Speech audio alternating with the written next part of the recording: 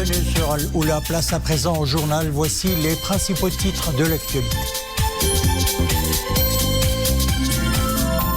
L'impact de la crise sanitaire est palpable sur de nombreux secteurs, mais certaines entreprises sont parvenues à tirer leur épingle du jeu en se réinventant et en réadaptant leur process de production. La crise n'est pas forcément passée par là, les exemples sont rares, mais ils existent. Nous en verrons un à Marrakech.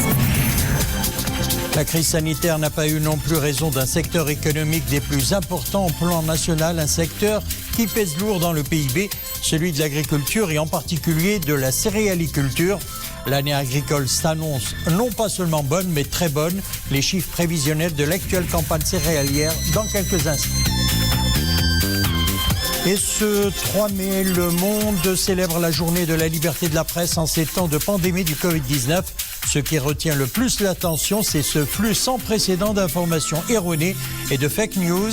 Et c'est un journalisme crédible et de qualité qui a valeur de vaccin efficace contre cette autre pandémie.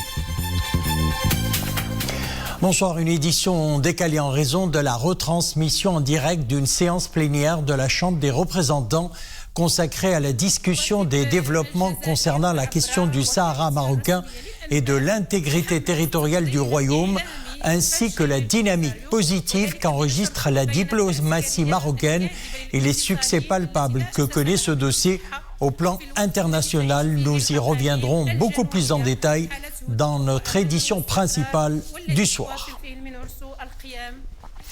Maroc-Finlande, le ministre des Affaires étrangères de la coopération africaine et des Marocains résidant à l'étranger, Nasser Bourita, s'est entretenu ce matin par visioconférence avec le ministre des Affaires étrangères de la République de Finlande, Pekka Haavisto. À cette occasion, le chef de la diplomatie finlandaise a souligné le soutien de son pays à la promotion du partenariat stratégique exemplaire et fructueux entre l'Union européenne et le Maroc. Il a également réitéré l'appréciation de la Finlande du rôle important que joue le Maroc en tant qu'acteur décisif en Afrique et pôle de référence en matière de stabilité et de développement. Marché du travail, l'économie marocaine a perdu 202 000 postes d'emploi au niveau national, principalement des emplois non rémunérés, 185 000 postes entre le premier trimestre de 2020 et celui de 2021, selon le Haut Commissariat au Plan. Quant au taux de chômage, il s'est accru de 2 points durant la même période, passant de 10,5% à 12,5%. Le contexte pandémique a changé le monde, ou plutôt le mode de fonctionnement de nombreuses entreprises qui ont dû s'adapter aux contraintes du virus. Il y va de la continuité de leur activité. Nous découvrons tout de suite l'une de ces entreprises qui a réussi ce pari, une unité spécialisée dans l'éclairage public et l'aménagement urbain. Reportage à Marrakech, Amina Allem et Mu'tasim Billah El-Bouazaoui. Le commentaire est signé Iman Ablo. Pas une minute à perdre dans cette unité de production. La pandémie n'a pas eu raison de l'activité qui a continué dans des conditions presque normales. Mais les mesures de précaution sont de rigueur depuis l'apparition du virus. Tous les employés se doivent de respecter un protocole sanitaire des plus organisés. Anwar, 30 ans, est un des ouvriers qui n'ont pas arrêté leur activité grâce justement à un strict respect de tout ce qui est de nature à altérer le bon fonctionnement du travail. Depuis le début de la crise sanitaire, nous avons continué à travailler dans de bonnes conditions car nous respectons un certain nombre de normes. La désinfection, la distanciation physique, tout se passe merveilleusement bien. Si cette entreprise spécialisée dans l'éclairage public et l'aménagement urbain a relevé ce défi, c'est bel et bien grâce à toute une stratégie menée de front et respectée par toutes les composantes de la société. Au début, on a construit déjà des comités de réflexion et un comité de gestion, un comité plutôt de crise. On a fait des tests à peu près 3 à 4 fois. On a eu c'est-à-dire un investissement important en termes d'achat des produits sanitaires pour c'est-à-dire assurer le fonctionnement d'entreprise c'est-à-dire dans les bonnes conditions. Le maintien de l'activité était l'enjeu majeur tout au long de cette crise, qui sévit partout encore. Mais la société a même dépassé les objectifs fixés dans un contexte pour le moins critique. Nous avons été en mesure de nous adapter aux exigences du nouveau contexte. Nous avons maintenu la cadence du travail par le respect des mesures sanitaires. Nous avons également préservé les salaires et les emplois qui se chiffrent à 200 postes. Mieux encore, nous avons embauché de nouveaux employés. Un modèle d'une véritable entreprise citoyenne et engagée. Le défi de la responsabilité sociale n'est pas des plus aisés. Encore faut-il en faire une composante clé dans l'écosystème professionnel. La crise du Covid-19 remet en question les modèles existants et appelle surtout à l'innovation pour gagner le pari de la résilience, en attendant la sortie d'une crise mondiale pour assurer une relance appelée de tous les vœux. La crise sanitaire a épargné le secteur de l'agriculture qui demeure performant selon les prévisions du ministère de l'Agriculture, de la Pêche maritime, du Développement rural et des eaux et forêts. La valeur ajoutée agricole prévisionnelle pourrait atteindre 130 milliards de dirhams au titre de cette année 2021, soit une croissance de 18,2%. Les chiffres clés de l'actuelle saison agricole avec Mohamed Daitlishkar. Des tiges bien hautes pour des épis richement fournis. Une bonne note d'espoir en cette deuxième année de pandémie. La saison agricole est qualifiée de très bonne pour ce qui est de la campagne céréalière. La production prévisionnelle est estimée à 98 millions de quintaux de céréales. C'est plus 200% d'augmentation par rapport à la campagne précédente, plus 55% par rapport à la moyenne sur 5 ans. Exemple, dans la province de Bni Mellal. Cette année, la province de Bni Mellal connaît une saison agricole très bonne grâce aux importantes précipitations enregistrées avec un cumul de 316 mm. Des précipitations régulières et au temps opportun. Le rendement prévisionnel sera supérieur de 10% au rendement moyen des 5 meilleures campagnes céréalières, avec plus de 20 quintaux à l'hectare. La production résulte d'une superficie céréalière semée au titre de l'actuelle campagne de l'ordre de 4 350 000 hectares. L'état végétatif est à 75%, bon à très bon. Par ventilation des chiffres de la production céréalière prévisionnelle, l'actuelle campagne permettra une moisson de plus de 48 millions de quintaux de blé tendre, plus de 23 millions de quintaux de blé dur et plus de 26 millions de quintaux d'orge.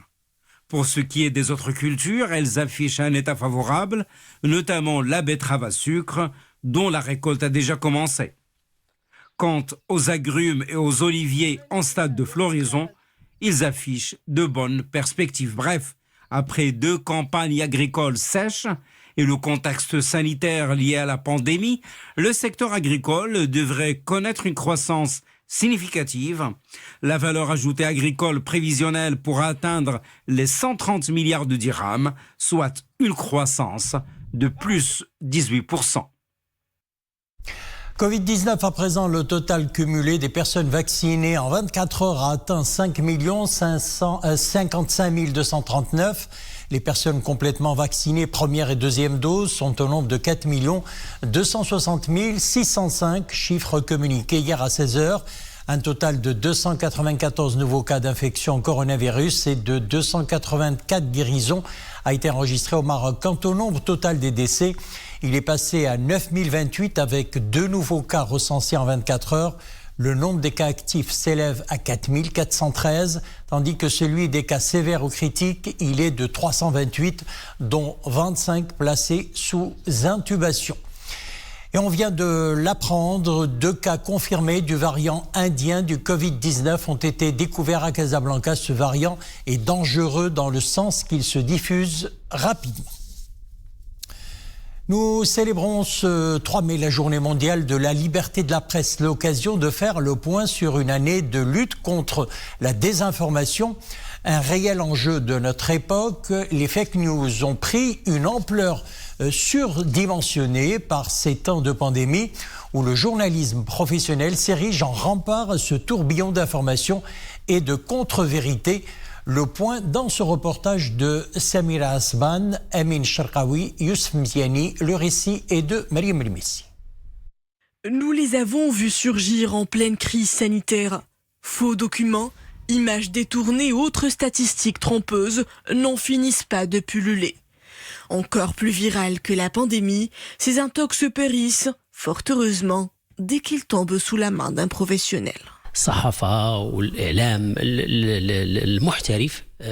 Les réseaux sociaux ne peuvent en aucun cas prendre la place du journalisme professionnel. Ces médiums regorgent de contenus, parfois fiables et d'autres erronés. Ceci se remarque clairement dans les contextes de crise, quand le monde entier recourt à l'information sûre et à l'actualité bien éclairée. Au micro, derrière les écrans ou à travers leurs plumes, ils étaient les historiens du présent.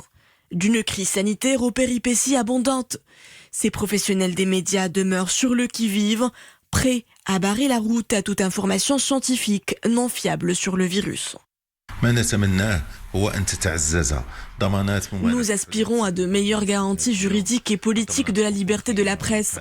C'est seulement ainsi que les établissements médiatiques pourront accomplir leur noble mission tout en étant aux premières lignes dans la lutte contre la pandémie. Une mission que régit depuis 2016 le Code de la presse et de l'édition. Un texte de loi où la liberté de la presse s'érige en fer de lance. Ce code apporte des garanties relatives à l'exercice de la liberté de la presse. La principale garantie se traduit par l'engagement de l'État à préserver la liberté de la presse sur les plans constitutionnels et juridiques. L'information est un bien public, une thématique retenue pour marquer cette édition de la Journée mondiale de la liberté de la presse, une année baptisée de lutte contre la désinformation. À présent, cette triste nouvelle, le directeur de l'Ayoun TV relevant de la SNRT, Mohamed Legdafdah, est décédé hier à l'âge de 63 ans des suites d'une longue maladie. Avant de prendre la direction de l'Ayoun TV, dès son démarrage en 2004, le défunt était chef du bureau de Al-Alam et l'opinion à l'Ayoun en 1991, puis correspondant de l'AFP au Sahara marocain en 1993. Titulaire d'un 2 en droits de l'homme, Mohamed Legdafdah avait également occupé plusieurs postes dans la presse internationale, notamment dans les journaux français Le Monde, Le Figaro et l'Express. Nous sommes à Dieu et à Dieu nous retournons.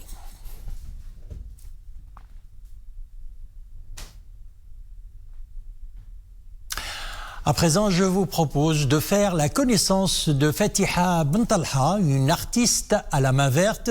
Ces tableaux hauts en couleur, sont des œuvres 100% issues de produits de recyclage. Le reportage est signé Hamza Sayeh, Asma Tazi et Oumaïma Rabli. C'est au sein de cet écrin qu'elle a élu atelier. À l'abri des regards, Fatiha Bentalha s'inspire, innove. De la beauté, elle envoie en tout objet recyclable, une nouvelle vie qu'elle redonne à ses objets de récupération.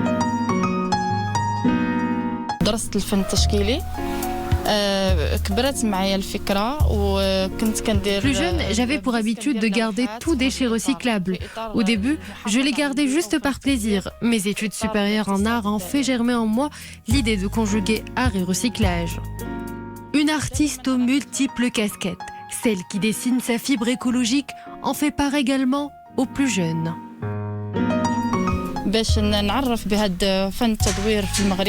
Je participe à de nombreux événements nationaux et internationaux où j'essaie de faire passer un message écolo aux jeunes participants. J'ai même édité un livre pour un jeune lectorat sur l'art du recyclage. Une fibre écologique pour laquelle Fatiha Bentalha nourrit de grandes ambitions.